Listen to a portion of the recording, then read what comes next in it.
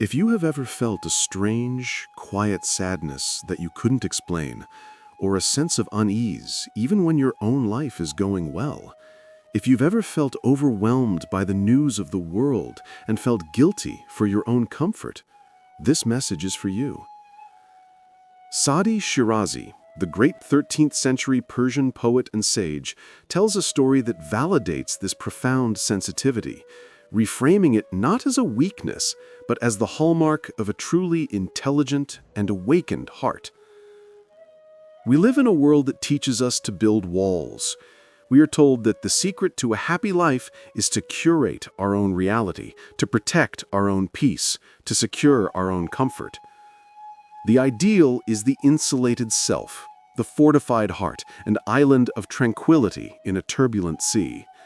And so, when a wave of collective sorrow from some distant shore breaks against our defenses, when we read a headline, see a tragic image, or simply feel the ambient anxiety of the world, we are taught to see it as an intrusion, a disturbance to our personal project of happiness. We feel a pang of guilt for our own good fortune, and then we are encouraged to quickly rebuild the wall, to focus on the positive, to return to our own garden. But what if that feeling of disturbance is not a bug in our system, but its most essential feature? What if that quiet sadness is not a sign of your own personal melancholy, but the sound of your soul's radio receiver picking up the true broadcast of the world? Saadi Shirazi, a man whose wisdom was as deep as it was humane, understood this. In his masterpiece, The Gulistan, or The Rose Garden, he tells a simple, stark story from a time of famine. It is a story that gently takes our modern notions of self-care and personal well-being and turns them inside out, revealing a truth about our interconnectedness that is more vital now than ever. This is not a lecture on charity. It is a diagnosis of the human soul. It is a journey to understand why a wise man with a full stomach can, and indeed must, waste away from a hunger that is not his own. The story begins in a year of dreadful scarcity. Saadi sets the scene in Damascus, a city usually teeming with life and commerce, now brought to its knees by a great famine. His words paint a picture of a world turned upside down by a collective trauma. It was a year, he writes, that lovers forgot their love. Imagine a suffering so profound it extinguishes even the most powerful human passions. The land itself was in agony. He tells us the crops and the palm trees could not wet their lips. The ancient springs ceased to flow. The only water that remained was the tears of the orphan. In this landscape of universal despair, Saadi was, for a time, insulated. He had resources. But the world's pain found its way to him through the face of a friend. One day, a dear companion came to visit him. Saadi was shocked by what he saw. This was not a poor man, brought low by hunger. This was one of the city's elite, a man of wealth, of power, of reputation. He had storehouses full of grain and coffers full of gold. And yet, he was a ghost. He was nothing but skin and bones, Saadi recalls. His physical form was a testament to a suffering that his material circumstances should have made impossible. Concerned, Saadi approached him with a logical, reasonable question. It is the same question our modern mind would ask. "My dear friend, what terrible misfortune has befallen you, you of all people?" He was essentially asking, "Why are you letting this affect you? You are safe. The famine cannot touch you." The friend's reaction was not one of gratitude for the concern. It was a flash of anger, the kind of anger that comes from having one's deepest reality questioned and misunderstood. He glared at Saadi. "If you do not know the reason, then shame on you.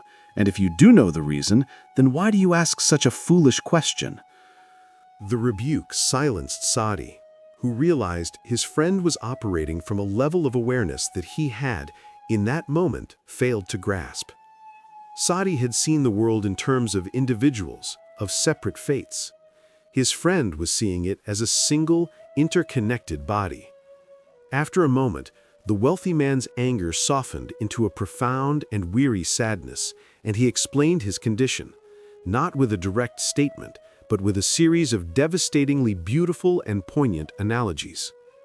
These analogies are the heart of the teaching. They are windows into the soul of an awakened human being. He looked at Saadi and asked, "Can a man's heart be happy, standing on the shore, while he watches his dearest friends drowning in the sea?"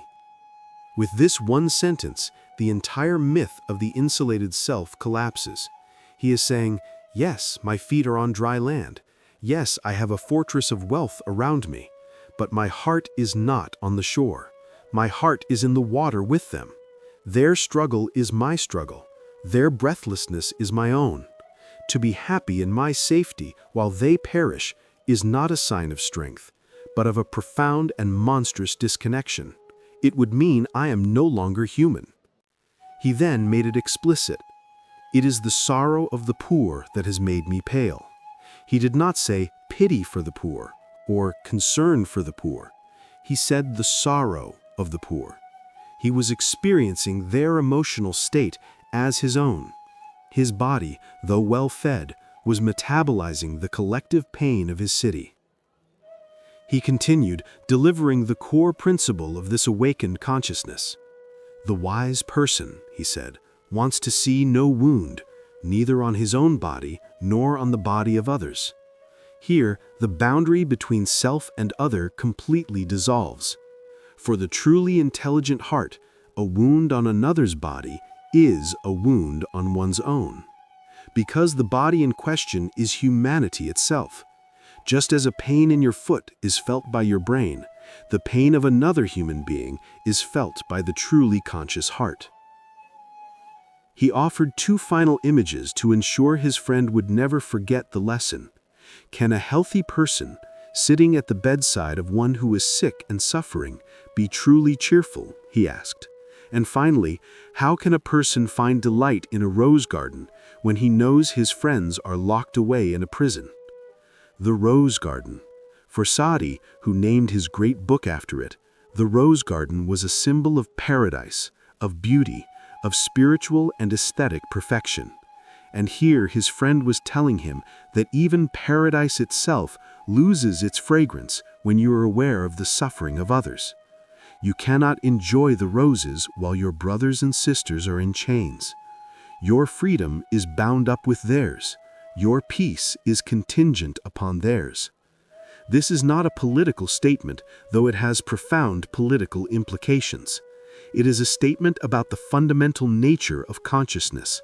Saadi's friend was teaching him that the human heart is not an island, it is a peninsula, irrevocably connected to the mainland of all other hearts. To feel the tremors from that mainland is not a sign of weakness. It is a sign that you are still connected, that the bridges are still intact. In the last few decades, neuroscience has stumbled upon the biological hardware that underlies this ancient spiritual insight. Scientists discovered what are known as mirror neurons. These are brain cells that fire not only when we perform an action, but also when we see someone else perform that same action. When you see someone smile, the neurons in your own brain associated with smiling fire, and you feel a faint echo of their joy. When you see someone in pain, your own pain circuits light up in sympathy. We are wired for empathy. We are built to feel with each other. The wealthy man in Saadi's story is a man whose mirror neuron system is fully online, unanesthetized by the self-interest and denial that our culture so often encourages. The unease you feel when you hear of a distant tragedy, that quiet sadness that settles in your heart for no apparent personal reason, that is the hum of your mirror neurons at work. It is the hum of your connection to the human family.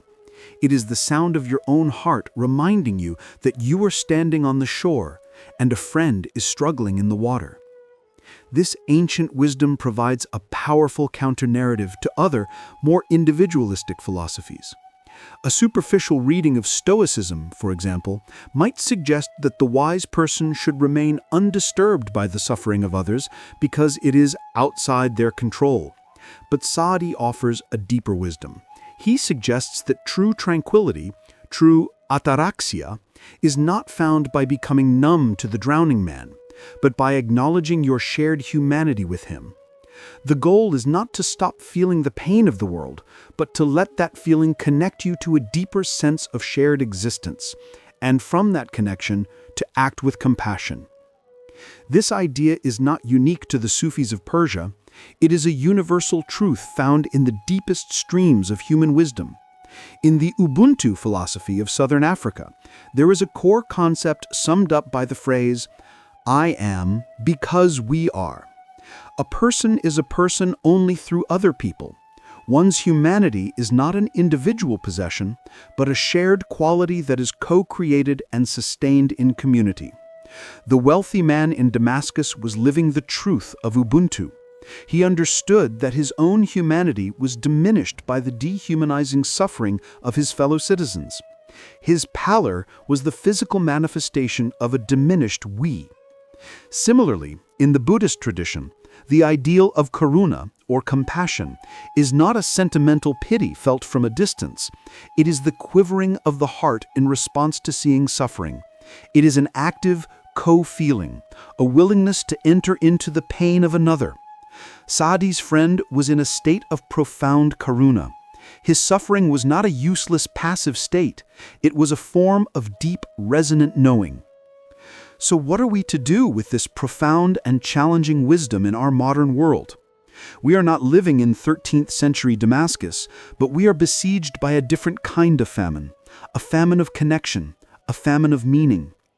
We are overwhelmed by a constant influx of information about global suffering, which can lead to what is called compassion fatigue, a state of emotional numbness and withdrawal as a self-protective mechanism.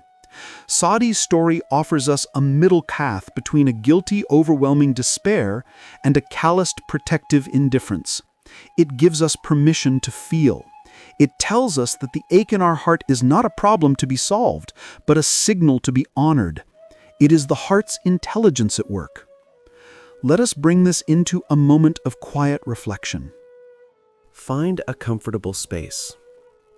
Take a slow breath in and a long breath out. First, I want you to bring to mind your own rose garden. What are the areas of comfort, of beauty, of safety and privilege in your own life? It could be your home, your health, a loving relationship, a stable job, the food in your refrigerator. Acknowledge these gifts without guilt. See them clearly. Feel the gratitude for this solid shore on which you stand. Now, take another breath. I want you to gently allow into your awareness the friends in prison or the friends drowning in the sea. This is not an exercise in seeking out suffering, but in honestly acknowledging the suffering you are already aware of. It might be a friend who is ill. It might be the loneliness of an elderly neighbor. It might be the plight of people in a war-torn country you read about this morning. It might simply be the collective anxiety you feel in the air around you. Do not force a feeling. Simply allow these two realities to coexist in your awareness: your rose garden and their prison, your dry shore and their turbulent water. Now, notice the feeling that arises in the space between these two realities. Is it guilt? Is it sadness? Is it a feeling of helplessness?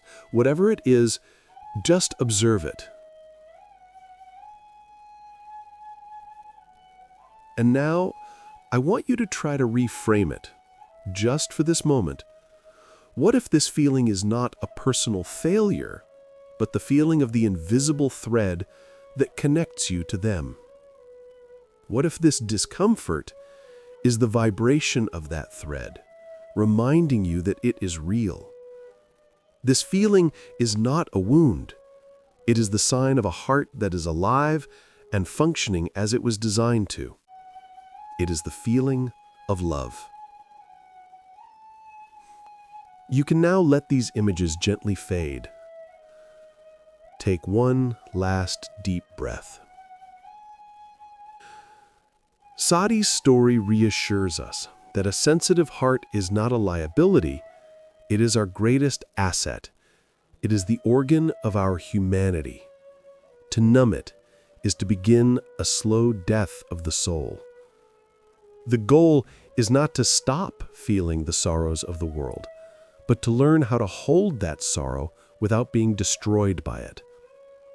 The wealthy man was physically wasting away because he was holding it alone. The final unspoken step is to take that feeling of connection and turn it into compassionate action, however small.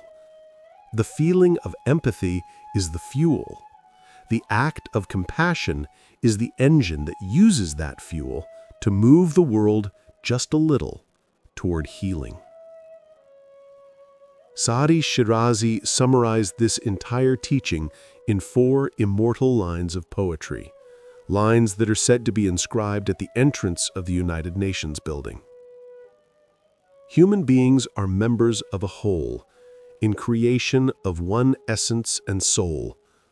If one member is afflicted with pain, other members uneasy will remain. If you have no sympathy for human pain, the name of human you cannot retain. Your uneasy heart is not broken. It is working perfectly.